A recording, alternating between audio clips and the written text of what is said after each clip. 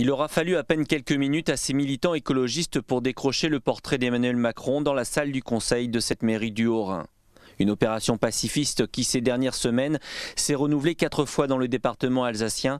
Michael a fait partie des tout premiers militants à décrocher la photo du président. Pour lui, il fallait lui transmettre un message clair sur ses engagements climatiques. Ce qu'on veut montrer, c'est que la France s'est engagée dans une trajectoire normalement au sein de la COP21. Il y avait des engagements qui étaient pris. Le gouvernement Macron ne suit pas du tout ces engagements. Les émissions de gaz à effet de serre continuent d'augmenter. Enfin, on a plein de signes qui montrent qu'on ne suit pas ces engagements-là. Donc voilà, ils décrochent clairement de leurs engagements. Donc nous, on décroche le portrait. Et on laisse sur le mur des mairies un vide, qui est le vide aujourd'hui de l'action climatique du gouvernement. Une action symbolique qui, sur toute la France, a déjà atteint les 60 portraits présidentiels décrochés. Avec en ligne de mire 125 portraits subtilisés, un chiffre qui correspond au dépassement de l'empreinte écologique de la France qui, cette année, a épuisé toutes les ressources naturelles de son territoire au bout du 125e jour. Au président de la République, j'ai envie de lui dire, le réchauffement climatique, il est là. Le dérèglement climatique, il est déjà là. Il va arriver encore plus fort, plus vite.